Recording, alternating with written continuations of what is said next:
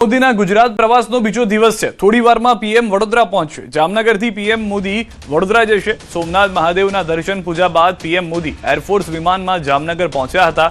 વડોદરા ખાતે આયોજિત પાટીદાર સંસ્થાના લોકાર્પણ સમારોહમાં સહભાગી થશે। દ્રશ્યો પણ આપ જોઈ રહ્યા છો, જે હેલિકોપ્ટર છે તેમાં તેઓ રવાના। પીએમ મોદીના ગુજરાત પ્રવાસનો આજે બીજો દિવસ છે। ગઈકાલે મોડી રાત્રે તેઓ જામનગર પહોંચ્યા, છતાં પણ ત્યાં તેઓએ કાર્યકર્તાઓને સ્થાનિક જનતાને સંબોધન કર્યું હતું। અને હવે થોડી જ વારની અંદર જે કાર્યક્રમનું સ્થળ છે ત્યાં પ્રધાનમંત્રી પહોંચી જશે।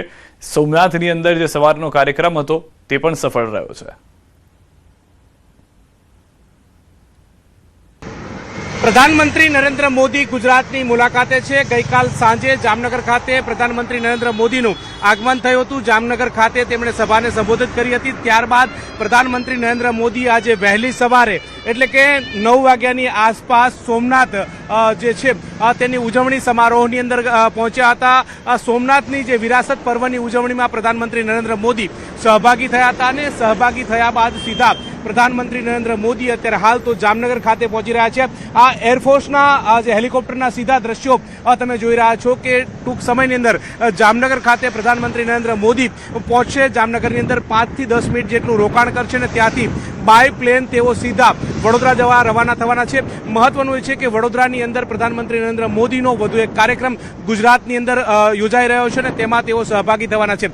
આમ પ્રધાનમંત્રી નરેન્દ્ર મોદી 2 દિવસ ગુજરાતના પ્રવાસે આવ્યા છે। ગુજરાત પ્રવાસ દરમિયાન તેમણે સોમનાથ અને જામનગરના પ્રવાસ ખેડ્યો છે અને હવે મધ્ય ગુજરાતના પ્રવાસે જવા રવાના થવાના છે। મધ્ય ગુજરાતની અંદર પાટીદારની જે સંસ્થાઓ જે છે તેના દ્વારા વિદ્યાર્થીઓ માટે ભવનનું નિર્માણ કરવામાં આવ્યું છે। તેના લોકાર્પણ પ્રસંગની અંદર ખાસ હાજરી જે છે તે પ્રધાનમંત્રી નરેન્દ્ર મોદી આજે આપવાના છે। હિરેન શર્મા સાથે ગૌતમ શ્રીમાળી, ન્યૂઝ 18 ગુજરાતી, જામનગર। અને હવે સમાચારમાં વાત કરીએ અંધશ્રદ્ધાના ડામની।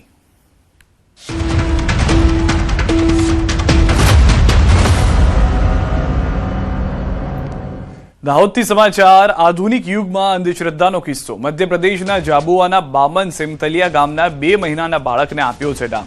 બાળકને શરદી ખાંસીને કારણે શ્વાસ લેવામાં તકલીફ થતા માતા પિતા બાળકને દાહોદના જાલત ગામે ભુવા પાસે લાવ્યા। ભુવાએ દીવો સળગાવી પાતળી સોય લાલચોળ ગરમ કરી માસૂમ બાળકના નાજુક શરીર પર 4 જગ્યાએ ડામ આપ્યા।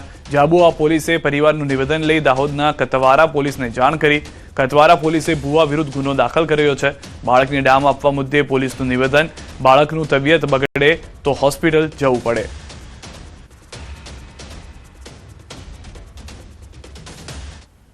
ગેરમાન્યતા એ પ્રકારની છે કે આવું કરવાથી બાળકની તબિયત સારી થઈ જતી હોય છે, પરંતુ બાળક તબિયત ખરાબ થતા ત્યાંના સ્થાનિક દવાખાનામાં લઈ જવામાં આવ્યો હતો અને જામવા ત્યાં લોકલ પોલીસે ત્યાં જઈ અને એમની ફરિયાદ નોંધી હતી અને કતવાર તરફ મોકલી આપી હતી। આ અન્વયે ગુનો દાખલ થયો છે અને વ્યક્તિ કોણ છે, કઈ રીતે કૃત્ય કર્યું છે, અગાઉ કરેલ છે કેમ, એ તમામ દિશામાં પોલીસ દ્વારા હાલમાં તપાસ ચાલુ છે। હું આપના માધ્યમથી અપીલ કરવા માંગીશ કે જ્યારે પણ કોઈ બાળકની કે મોટા વ્યક્તિની તબિયત ખરાબ થાય છે તો એવા સંજોગોની અંદર વ્યક્તિએ મેડિકલ સાયન્સનો ઉપયોગ કરવી। વધુ માહિતી ન્યૂઝ 18 સંવાદદાતા સૌરભ પાસેથી મેળવીશું। સૌરભ, સમગ્ર જે ઘટના છે હાલમાં પોલીસ તરફથી શું કાર્યવાહી કરવામાં આવી રહી છે? ભુવાને લઈને શું અપડેટ છે? બિલકુલ કહી શકાય કે દાહોદની અંદર જે અંધશ્રદ્ધાનો કિસ્સો જોવા મળ્યો હતો તેને લઈને પોલીસ દ્વારા ગુનો દાખલ કરી દેવામાં આવ્યો છે અને અત્યારે ભુવાને પકડવા માટે જે અલગ અલગ ટીમો તૈનાત કરી દેવામાં આવી છે। સમગ્ર બનાવની વાત કરીએ તો મધ્યપ્રદેશના જાબા વિસ્તારની અંદર એક બાળકને જે શરદી ખાંસી થઈ હતી અને તે દરમિયાન તેને શ્વાસ લેવામાં તકલીફ થતા જે માતા પિતા બાળકને લઈ અને દાહોદના જાલત વિસ્તારમાં જે ભુવા પાસે આવ્યા હતા અને ભુવાએ જે દીવો સળગાવી અને પાતળી સોય લાલ ચોળ કરી ગરમ કરી અને માસૂમ બાળકીના શરીર પર 4 જગ્યાએ ડામ આપવામાં આવ્યા હતા અને ત્યારબાદ જે કહી શકાય કે બાળકીની તબિયત વધુ લથડતા તેને મધ્યપ્રદેશના જાબા વિસ્તારમાં એક હોસ્પિટલમાં દાખલ કરવામાં આવી હતી। હોસ્પિટલમાં ડોક્ટર દ્વારા જાબા પોલીસને જાણ કરાઈ હતી કે બાળકીના શરીર પર આ રીતે નિશાન જોવા મળી રહ્યા છે। ત્યારે જાબા પોલીસ દ્વારા પરિવારનો સંપર્ક કર્યો હતો અને પરિવારનો સંપર્ક કર્યા બાદ જાબા પોલીસ દ્વારા નિવેદન લઈ અને દાહોદના કતવારા પોલીસ સ્ટેશન મથકે જાણ કરાઈ હતી અને કતવારા પોલીસ દ્વારા હાલ ભુવા વિરુદ્ધમાં ગુનો દાખલ કરી અને કાર્યવાહી હાથ ધરવામાં આવી રહી છે। જી આભાર સમગ્ર માહિતી બદલ। તો હાલમાં ભુવાની સામે કાર્યવાહી કરવામાં આવી રહી છે। આ પહેલા પણ 2 કેસ નોંધાયા હોવાની પ્રાથમિક જાણકારી છે। પાટીદાર સમાજને લઈને અનાર પટેલનું સૌથી મોટું નિવેદન। પાટીદાર સમાજને તોડવાનું કામ કરનારાઓથી દૂર રહો। અત્યારે ઘરે ઘરે નેતા છે, દરેકને મોટા થવું છે। બનાસકાંઠા જિલ્લાના ગઢ ગામે યોજાયેલા કાર્યક્રમમાં અનાર પટેલે નિવેદન આપ્યું। સાથે રહીએ. આપણા વ્યક્તિગત સ્વાર્થ માટે આપણે સમાજને ના તોડીએ. આપણે સમજીએ કે સમાજને તોડવાવાળી વ્યક્તિઓ કોણ છે અને કોણ કેવી રીતે એની વચ્ચે ભૂમિકા ભજવે છે. આપણે પટેલ છીએ ને, એટલે થોડા બોલવામાં કડવા, બોલવામાં થોડા રવ, ઘણીવાર વિવેક ચૂકી જઈએ કે આ બોલાય કે ના બોલાય. તો આ બધી નાની નાની વસ્તુઓ છે જે નવા જમાનામાં આપણને શીખવી પડશે. પ્રેમાળ થઈએ, પ્રેમથી વાત કરીએ ને, કોઈની બી સાથે વાત કરીએ. આ નાની નાની વસ્તુઓમાં બદલાવ આવશે ને, પહેલા સામે ઉભેલા સરદાર સૌથી વધારે ખુશ થશે, કારણ કે એના ગુણોને લેવાની વાત છે. બનાસકાંઠાથી સમાચાર. અનાર પટેલના નિવેદનમાં અનાર પટેલે સમાજ પર કર્યા આડકતરી રીતે પ્રહાર. દીકરાઓ સક્ષમ નથી એટલે દીકરી બીજા સમાજમાં જાય છે. દરેક વખતે દીકરીઓને સલાહ કેમ આપો છો? આજે તમારે ઘરમાં જે વસ્તુ બને છે, હું તો દીકરીઓને એટલું ચોક્કસ કહીશ કે આપણા માટે કેમ સલાહ આવે? આપણા જ માટે સલાહ આવે, દીકરાઓ માટે કોઈ સલાહ નહીં? કેમ દીકરો સમાજ નથી બગાડતો?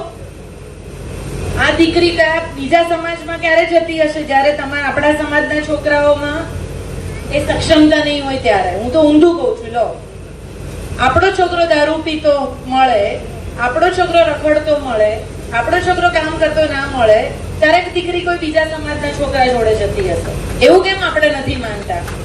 એ કેમ અંદરથી નથી આવતું? દરેક વખતે દીકરીઓને સલાહ કેમ?